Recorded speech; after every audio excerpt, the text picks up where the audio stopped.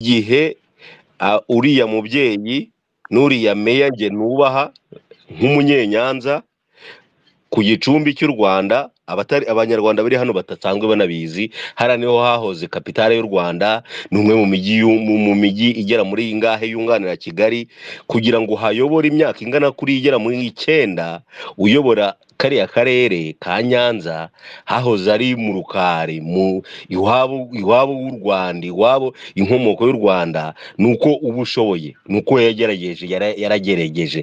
Ubundi hari ikintu cyajyaga kibaho, twaya twumva ngo Tour du Rwanda, meya amaze umwaka umwe, amaze imyaka 2, hari n'abataragera byanga bikundira musaza nuko yagerageje.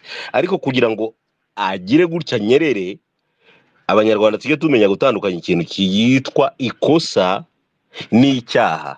Umuntu kuba atarahamwa n'icyaha, ntabwo dufite uburenganzira bwo kujya gutrolinga no mata ngo umubyeyi ngo uriya mugore. Ngewe ikintu nemera ni kimwe, nabivuze nongeye mbisubiyemo, buriya ikosa, kandi reka mbyita ikosa, meya kujya kwicaza ku ntebe z'ibirango by'igihugu yahawe n'igihugu, yarahiriye wenyine kujya kubyicazaho undi muntu bakabifataho amafoto bakabyifotorezaho. Dushaka twanavuga ko hari n'uwo mugore cyangwa uwo muntu tutatoye wamukoreraga ku kazi. Reka n'urugero, niko ngiye nabyumva. Ariko apati y'ibyo ngibyo, mbere yuko ibyo ngibyo bibaho, tubagomba icyubahiro mu gihe batarahamwa icyaha, mu gihe bakiri mu byo bita amakosa. Mu gihe uyu munsi ngewe ndabashinja amakosa, meya Ntazinda ni umuntu nkanjye, arashobora gukora amakosa, ariko adakuraho ibyo bakoreye igihugu, cyane cyane akarere ka Nyanza twese twubaha kandi tunabona iterambere ryako. Thank you. Wakoze cyane Kaparaga. Ikindi kandi ngira ngo nongereho, nta muntu urishowa kuri ya mugore yifotoreje mu biro bya meya. Aha ibiro birimo amabendera ni byinshi cyane muri kino gihugu, n'abameya si umwe. Kereka niba hari umuntu ufite ibimenyetso simusiga, kandi ibyo ngibyo bitabyemezwa n'urukiko. Kuzana impamvu nkozi no space, ariko abantu mujye mwumva aho umuntu aturuka. Ubu mukanya nituramutse tudakumiriye ibintu biri kuzanamo uyu mugore, mukanya turaza kubona n'umuntu wagiye kuzana ifoto y'umugore wa meya, wa mugore we mukuru, niba n'umugore mukuru, niba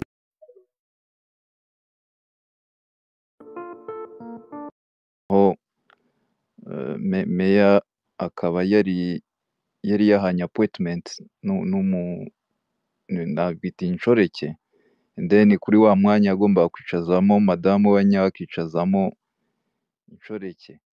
ntabwo bishoboka. So nabyumvishije muri media, ariko ni ikiganiro kiri kuri BNB, and then bahamagara meya ngo agiye gushyira indabyo kumva akajyana na ya nshoreke. No way. Niko mbyumva. Meya bambwe afite umugore, afite umugore, kandi umugore nawe yaje, niko nabyumvishije babivuga kuri BNB, ni ikiganiro kiriho. pas possible. Inyanza Busasamana ni hehe? ni Inyanza. Voilà. Ariko dore ingaruka zo kubura konte yanjye ntangiye kuzibona. Ubu nakabaye namaze kubona amakuru kare. Ndaje nshaka iki kiganiro. Ubu muri DM banyarwanda, ubu nta muntu uri Inyanza ushobora kumfira. Ubu nakabaye namaze kubona amakuru kare. Abantu bari Inyanza mwijajare, hari abantu baba bahagaze kuri ubwo muhagaze amakuru, ndabizi amakuru murayafite. Izi ni ingaruka za konte ya Godfather kuba banshyize mu bihano. Ubu ngubu ko iyi nkuru incitse, ntimwakabaye mwinje muri DM, irafunguye. Uyu ni njye, nimwinjiremo mwisanzure mu makuru nk'ibisanzwe. Ariko Sylvie, ibi bintu ngwino ushyiraho comment, ndashaka kumva Sylvie. No Sylvie nta nubwo namfollowinga. ari naramubuze pe. Sylvie ngo we waremeranya. Sylvie uze kumbabarira, ndashaka kumva comment yawe kuri iyi ngiyi. Erega abagore bazatumara. Babe Godfather nakwiye ngo ujye wirinda baderira.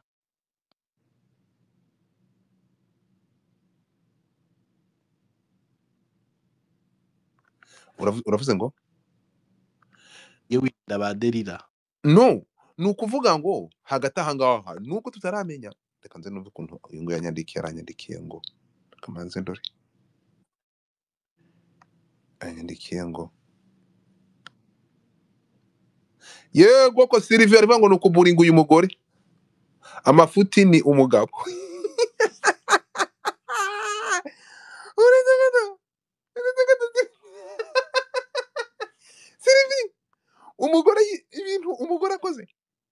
ibintu umugore yirukanishije yakoze meya, iki yakoze iki umugore yirukanishije meya umugore mwamuhaye akazi umugore mwaramutoye kuyobora akarere ku buryo ashobora kujya kwicara mu ntebe ya meya gutya. no ariko murantangaza c'est quoi ça kwanza meya gukundana n'undi muntu nta cyaha kirimo happiness yabo ni yabo nimba yarayizanye mu kazi ni ukuvuga ko yararenge because an office of someone deserve a level of respect especially bari abantu baba bari ku ruriya rwego ariko meya ni perezida mu karere so nimba meya yarakoze amafuti yo kuinvolvinga umugore we umugore reka mwita umugore kubera ko izi news no kuvuga meya yataye ngo uriya nawe atawuba barabana nose hari icyaha abantu bakuru barenze imyaka 18 kubera iki batakora ibyo bashaka mu mwanya badakabangamira umuntu s'il vous plaît niba meya uretse gato ubu ngubu usugushyigikira gusenya ingo ubu dushyigikire ariko ingo tuzijyamo ariko iyo utumvikaniyemo n'umuntu ugenda akiri neza n'amahoro. Who told you that it's a prison? No, it's not a prison. Who said that?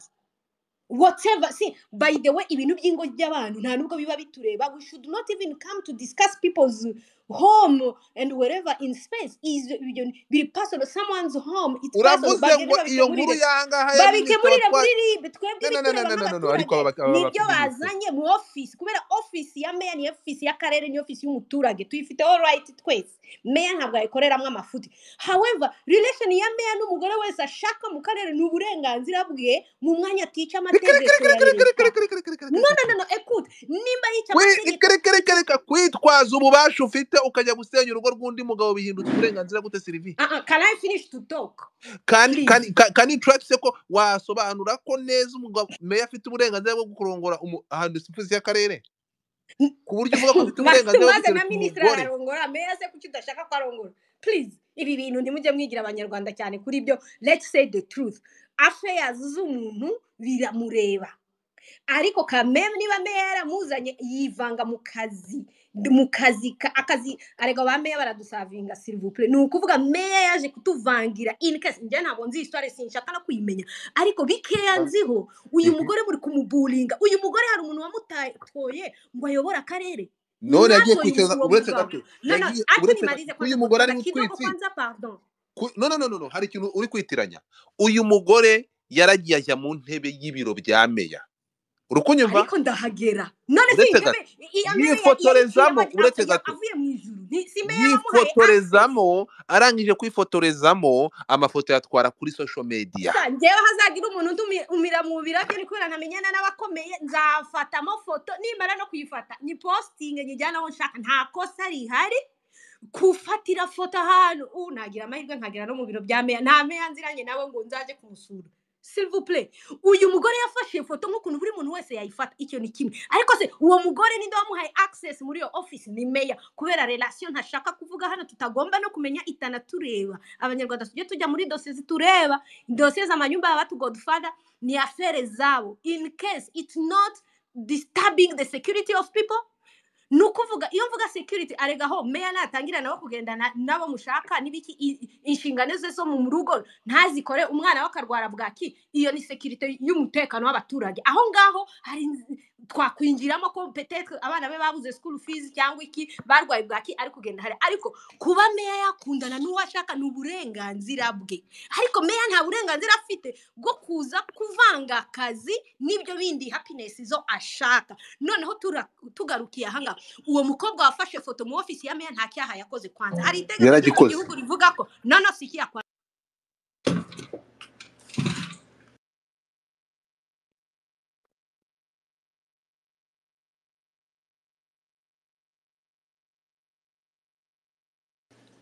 Nombre na urukumumva wowe Sylvie ndi kumwumva ahubwo wacitse Sylvie wari wacitse twageza aho turakubona kuba kontane ni meya niwe mwahaye akazi niwe mwatoye cyangwa gutora kuyobora uyu mugore nta muntu ufite uburenganzira bwo kuzana foto ye hano hanze je suis désolé niba yarakundanye na meya washyize amafoto ye hanze ari muri office ya meya listen office ya meya c'est quoi ni office y'abaturage yo kwifotorezamo.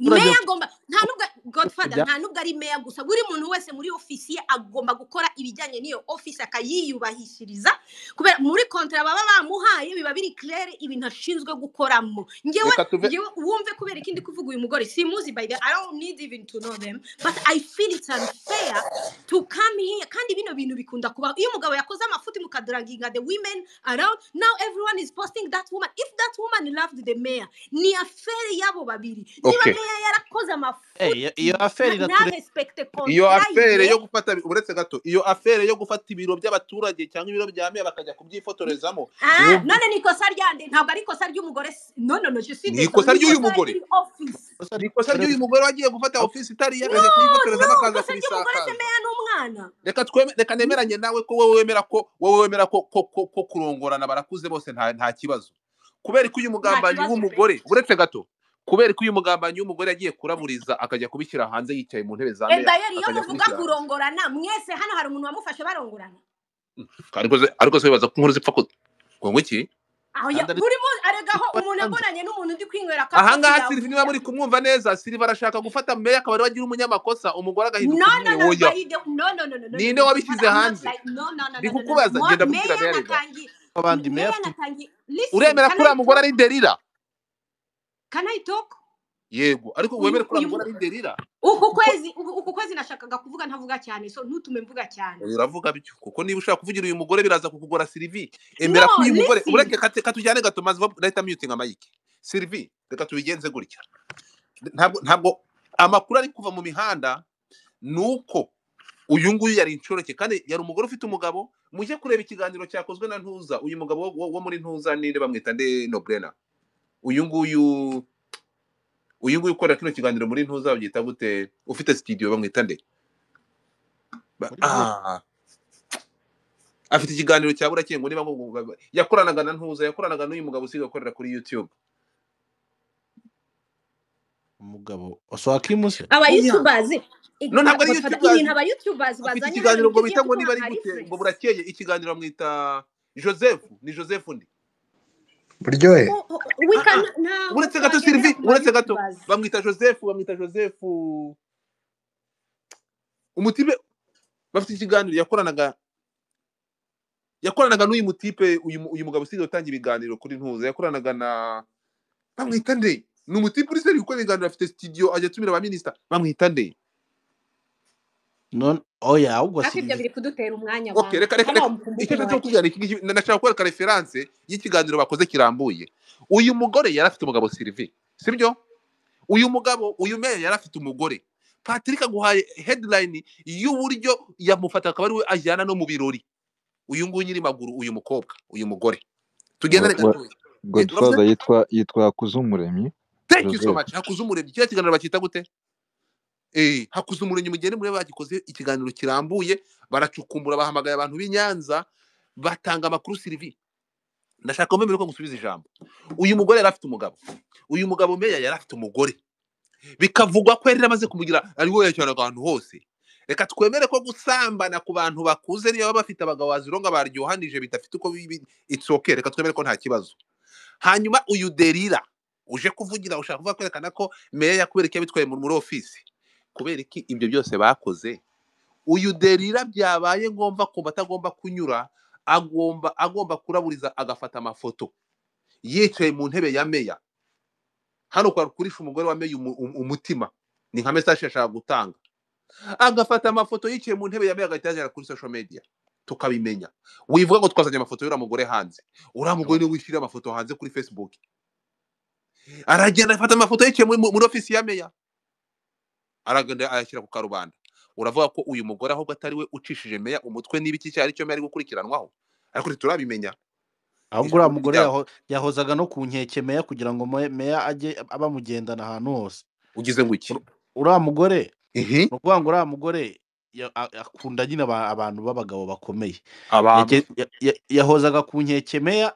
kugira ngo meya akambwira ati ngewe ndashaka kwifotoreza muri office yawe meya atabikora akamwima akamubwira ati meya ikibazo cy'umugore gusa we no muretse kameme tuvuge nk'abantu barezwe no Brena ntabwo wambwira ibyo meya yarabikubye là c'est entrer dans les caleçons des gens none se uriya meya urabona adasa no igihe uriya mugore ameze nk'umugore washyira ku nkeke umugabo ntabwo umubona uriya mugore ko ateye imbere arameze burya amaso yawe afite lupe zo kureba umugore washyira umugabo ku nkeke munisikiriye okay ngaho reka twumve ntuza reka twumve nani reka twumve Sylvie twumve mumbabarire mu nyumve nakusiko munya yo urugucika Sylvie shaka network allo muri kunyumva urakumva no Brena twumvikane muri histoire ya meya na madame uriya uturi kubona amafoto abo bantu bose majere vaccine ni bakuru so icyo kintu kwanza tukemere noneho tugende kunshi umuntu dufite uburenganzira bwo kuvuga ari nta n'umuntu watubuza ni meya is a public figure meya akuriye abaturage so twebwe nk'abaturage dufite uburenganzira bwo kumuvuga ariko mu burenganzira meya nawe afite uburenganzira bwo gukundana n'umuntu ashaka ariko ntabwo are you guys hearing me tano kwa tano noneho uburenganzira bwe en dehors y'akazi ke nakora ibyo ashaka pe icyangombwa nuko atajya gufata umwana uri munsi y'imyaka 10 ibyo akora behavior around it none of our business noneho tujye muri business za meya dufitiye uburenganzira ukuntu agomba kutuyobora n'ukuntu agomba gufeza respecte iriya office yicayemo ibyo ngibyo nibyo tugomba kuvuga nimba meya yaraje gukora ibyo bintu muri office ni ikosa however you all here nta muntu ufite izo kihamya ngo aze abitubwire hano ngo ngewe ngo ngibi twaramufashe n'ibikini ariko okay suppose ko mwana mufashe nukuvuga ko ubu twakabaye tuvuga meya wakoresheje off powers ku abusing that office n'ibiki because sinzi abaloya bari hano baratubwira ariko I know that when a public figure hari behavior agomba kugaragariza abantu muri nta space n'imigo hano umuntu pe ngenza umuntu wa posting ifoto y'uriya mugore kwa Imana not because I'm supporting that woman or I'm against her not because I'm not aligning with the first woman who deserve all her respect ariko ibintu tubishire kuri balance biravuga iki uyu mukobwa mwashizanga yifitiye n'inzobe I wish I could be like her ni namwiza I wish I could be like her nta right mufite n'umuntu numwe kumupostinga meya wanyu amafutiye ni byiza byo ko mubishaka ari kuri ya mukobwa ntabwo yaje gufata meya ku ngufu kireka nawe natugaragariza ko bamufashe ku ngufu nase niba baramufashe ku ngufu yamufashe ku ngufu yamufashe ku ngufu hehe meya ni kandi ureba yarashimuse uretse gato yarashimuse ibiro bya meya akabijyana ku karubanda kuri social media ibiro bya meya listen Godfather uliniambia utanyamaza kwanza nimalize sema none se Godfather nimba meya yarajyanye uriya mugore muri office uriya mugore ntashinzwe no kumenya title za meya iyo bakundanye when people are loving each other there is no even title so umukobwa afite uburenganzira bwo kujya hashaka aho meya amuhereza space so c'est ce qu'elle a fait niba yarafashe foto nanjye pe sinagera mu ntebe nkiriya nziko ntateze kuzagira ngo simfate foto nkanjye wikundira amafoto so la femme n'a pas de problème nta kibazo afite cyatuma adafata foto nirihe tegeko mwame yari hagaze ngo nta muntu ufatira foto hano ninde s'il vous plaît uriya mugore afite uburenganzira bwo gufatira foto hano hose ashaka n'ukuntu abishaka akanayipostinga naho ashaka kubera nayipostinga kuriya she decided unless niba hari umuntu wundi wamubye ngo azayiposting nimba ashaka ko uriya mugore wundi umutima umurya reka nze tubiyananayizinge ku ruhande ariko muri ibi bintu bya meya mu bitandukanye n'uriya mugore meya nimba yarabusinze office na mafuti ya meya ariko noneho ndenze ubungubu you people mufitiye behavior nimba umugabo yakoze amafuti at the end of the day meya actually abantu babaye silent mwese murimo murapostinga ahubwo amafoto y'umugore ngenda bye si j'étais cette femme là najya kubarega mwese nta right mufite yo gupostinga foto y'umuntu no urayifite rwose ifoto urayifite ntabwo ari umukozi w'akarere ngo mugende mu posting nimba ari umukozi by the way at the beginning I thought she was umukozi mu karere nimba atari umukozi meya yaramuzanye condamner le maire parce que meya niwe wazanye umuntu atagomba kuzana muri office nimba meya yaramujyanye mu maseremoniari officiel umugore na meya barakundana meya yaramujyana ese ikibazo ni cyane ntabwo ari cya meya no uyu mugore mumuvane muri izi drama pe ntabwo muzi sinshaka no kumumenya ari nundi sinshaka kumenya ariko quand même ini bassesse kuba meya yakora amafuta ameze okay, sinshaka no kumwitira amafuti kubera njyewe na proof mbifitiye, ariko whatever amafuti meya yakora, why do you associate it? Kireka mwakabaye muza kumbwira ngo ni isoko meya yatanze nuriya mugore ruswa kubera bifite itegeko, ariko itegeko rya happiness aho bagiye kubikorera birabareba. Meya niba baramushimishije ku buryo yibagirwa inshingano ze nk'umuntu ugomba kuyobora abantu mu karere, ntabwo umugore yabizamo muri aya mafoto. S'il vous plaît, mubyumve kandi mubyumve neza. Ibyo nibyo nashakaga ko mwumva. ndaje mu kanya Nta burenganzira mufite n'abantu yabaze bababwira ahangaha nubwo bitari mu rukiko, bababwire nta burenganzira mufite bwo gusharinga foto y'uriya mugore no kumuvuga hariya amagambo yose. It's not okay. Meya n'amafuti ye muze muyavuge, ariko umugore tumuvane muri izi discussion, mumuvanemo. Ahubwo c'est vrai, njyewe as a human being I'm also thinking about uriya mugore we wa mbere. I'm thinking about her and I'm aligning seriously with her. However, I'm also aligning with this other woman you people are bullying. Amafuti yawo, amafuti na ya meya. Meya niwe watowe, niwe ufite those responsibilities zo kwiyubahisha mu karere no kwiyubahisha abantu bose. Niyo officer kuri meya. Turaje tumusiga amavuta noneho tujye kumwequalizinga. Ni equation 1 = 1. No, amafuti ya meya ni menshi nta oya yasimbuka. nyumva hano ikintu cyo kukubwira hari ahantu turi ikibazo rero nawe uri kwikontre urimo kwivanga mu kanya uratubwiye mbere ko mfata abandi bantu mu kanya uratubwiye ngo meya n'uburenganzira bwe kuba ashobora kugenda gusiga hagatoka handi akajya gutereta agakora ibyo akora, uravuga ko ntacyo bitwaye. Yego, ku rundi ruhande ni abantu bakuru ukavuga ko meya afite ubwo burenganzira bwo kubikora, ariko ku rundi ruhande ukavuga ko meya yakoze ishyano umugore we ari we uyu mugore arengana. Kubera muri kuvuga ngo yaje kubikora muri office. Uretse gato nituza kwitegereza hano ninde muntu washyize amafoto hanze?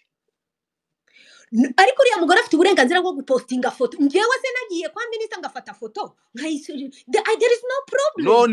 none katwemere yasharinze foto yicaye ahantu, niba ari wowe nayisharinze kwa meya, kandi bikavuga ko meya uyu mugore amwicundebaho. Tugende gakeya Sylvie, arakora iki?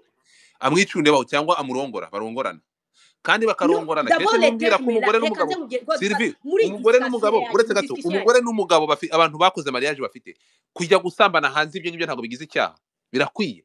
Reka nze nkubwire urabisapotinga ibi vitu vya nyoko nasema kwanza mafere ya watu mbili mshambure abachana nayo. Wewe sema na bari bileta hivi kandi babizanye hanze, hakufanya kandi babizanye hanze babituzaniye tukabimenya. Ibyo mu byo twari niba yarasharinze foto se yasharinze foto ya iye kugira ngo nawe irisharinge n'undi no. It was her pleasure to share it. Asenya urugo rwe, agasenya urwa meya no gusenya n'akarere. Urakoze cyane. Gusenya ingo byo ntitubyinjiremo kubera ko ntabwo tuzi wasenye ninde n'utarasenye ninde. Izo afere mu rukiko niho bazasenyera kandi muzitureba. Asenya mwamwe tumwe nta mwanya mfite uhagi. Oya niba udafite no ihanganisha Atare Rubayita. Oya muhereze aseme. No Rubayita, ijambo ni ryawe. Akurikiraho Espoir nyuma ni Chantal ihangane. Murakoze hano tumuvuga umwanya simbizi nimba Godfather byemeye nta kibazo. Yego mu mwanya wawe uraza kuvuga mu. Okay, murakoze cyane. Iki kiganiro ni ikiganiro gikwiriye kujya umuntu agomba gutekereza mbere yohereza ifoto. Twese turabizi ko hari amategeko ahari akurikira personality y'umuntu, amafoto y'umuntu. Ntabwo ushobora gukoresha ifoto yanjye ukayijyana hanze ukayipubliya ntaguhaye uruhusa. Aho ngaho umaze gukora icyaha ku bintu kubakurikira amategeko niveau juridique. Umugore dufite ukuntu muri tradition yacu en general y'ikinyafrika ko umugabo nasambana barabyemera, umugore nabikora ni icyaha. Ndumviranya uko Sylvie yarari kuvuga, ndamwumva samples ko avuga umuntu igihe uri autorité publique hari ukuntu wirinda, ukirinda ibintu wakora hanze, ukamenya uko wifata, ukamenya uko uganira. Ibyo n'ibindi. Igihe ugize icyo wakora wenda kidakurikiranye ni icyo abantu badatekereza ko wagakora, ariko ntago ari umugore ugomba kugira ngo abare bagenda bavuga. Aha ngaha tugomba gutekereza neza. Iyo muntu igihe abantu bagiye bamuvugaho cyane, mutekereza icyo bitwaye ku muryango we, mutekereza icyo bitwaye ku nshuti ze, mutekereza icyo bitwaye ku buzima bwe, ku mirimo akora. Urambe wumva ibyo byose. Rero mbere kugira ngo umuntu afate ifoto agenda ayipublize, abagomba kwipoza ama question menshi, harimo ethique, harimo morale, harimo les valeurs z'imiryango. Urabyumva? Niba ngewe nanakora n'amafuti ngewe mfite abana, si ngombwa ngo abana banjye bazarihe ibyaha nakoze kuko njyewe ndi mukuru, je suis responsable de mes actes, ndi responsable y'ibyo nkora, ntabwo bigomba kugenda ku muryango wanjye, Chantal bigomba rero kugenda ku bana. biragaragara ko ntabwo nguciye mu ijambo muravuga mukoresheje amarangamutima mutamenya n'ukuri ntabwo ari amarangamutima, uretse c'est la gato manza vérité. wumve reka manze nguhe inkuru noneho numara kumenya inkuru ko yatangiye urabona kujajinga ibi bintu byagenze gutya cyangwa bivuga ko byatangiye gutya. Unyumve neza cyane na Sylvie abyumve, umva uko byagenze. Ibintu byari uburyohe nk'ibisanzwe, ibyari uruntu ibikekwa sinzi tatatatata, ibyo uko bakundana, ibyo uko basambana, ibyo byari business zabo, ntacyo byarebagaho abantu na public n'abayoborwa n'akarere n'uriya mu meya. Byaje kugenda gute rero nani Chantal? Umugore kubikorera mu bwihisho atari proud byaramubangamiye, aravuga atari ku isi igomba kumenya ko ndongorana nawe, isi igomba kumenya ko dukundana, isi igomba kumenya ibyacu. Arifata aragenda no mu karere, aragenda ifoto ngiyaho hejuru pa abayidomyeho. Wumve ifoto yishyizeho meya regurwa, urukumva unyumve. Ifoto ikimara kujya hanze, impamvu turi kubihuza wasanga atari yo n'amavu yeguye. Ifoto igiye hanze, meya reguye, meya arafunzwe, arahamagajwe, ubu ngubu ari mu maboko ataraye. Urimo kunyumva? Ni ukuvuga ngo iyi foto turi kuvuga ngo iyi foto y'uyu mugore bivuga ko yasambanaga na meya kuko ntabwo basezeranye, niyo nyirabayazana y'ukwegura kwa meya. Ese niyo nyirabayazana yo gufungwa kwa meya? Urukonyumva?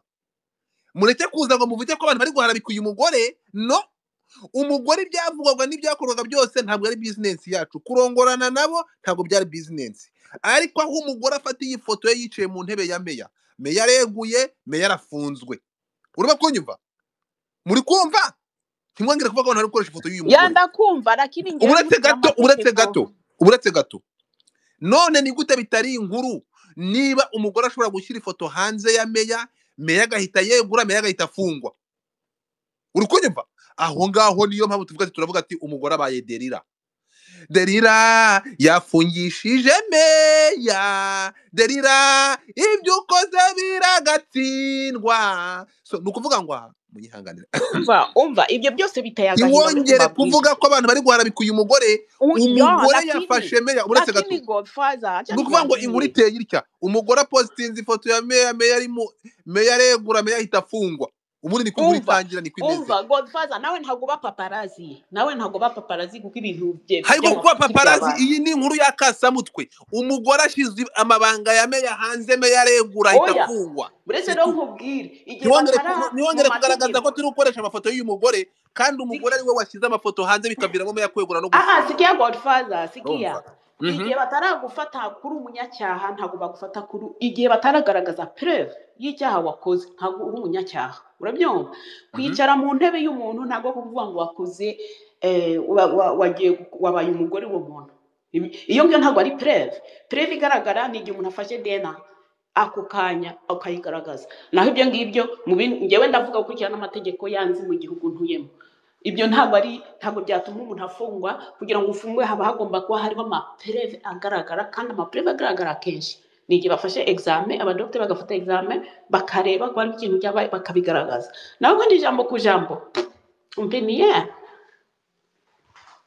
ntabwo biba bifashe. Patrick wa mugabo yitwa umugore niba byarabaye akagira gutyo ni bibi, lakini ntabwo ari ibintu by'umuntu yarakwiriye gufata sije ngo abikore. Hari ibintu byangombwa cyane. Umunota warangiye jya ku kazi, umunota warangiye. Chantal, urumva ko watanze igitekerezo utamaje kumva iyo byaje biva. Nuko bimeze. Umugore niwe nyirabayazana y'amafoto ya meya agiye hanze, birangira meya bamufunze. Komeza.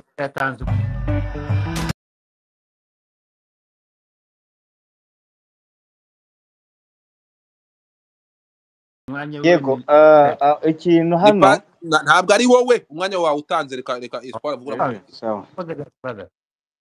Mu by'ukuri reka mbabwire, uyu mumama nimba yari umukozi wiwe akamusambanya amukuriye, aho ngaho bazabyita ngo ni abuse of power. Iriya niho Me Too movement yavutse hano muri Amerika. urumva mbese ni ugukoresha ububasha ufite byenda ku mukozi wawe cyangwa iki kugira ngo umuhereze promotion n'ikindi cyose ukamusaba iyo ruswa y'igitsina aho ngaho ni icaha aho bigize icaha kuko aho ngaho hamwe biza bigora kumenya nimba byari consent or not mu gihe aba agukuriye mu buryo bumwe n'ubundi sinzi nimba aho byumvikana gatfata uri umubose w'umuntu akenshi no mu ma offices menshi hano ntabwo yari boss we wituvanga nawe yari boss gute yakoraga muri office yiwe oya okay nariko ntanga example aho noneho yari side chick Sylvie garuka ya aho ngaho noneho nanje ndaja ku ruhande rw'umumama impamvu nuko urumva iwe nta kibazo afite ikibazo gifite umugabo aho niho muri cruising point ni gute atagifite kandi ari wafashe ibyo mu byumba agahita bishyira ku mihanda reka nisobanure urumva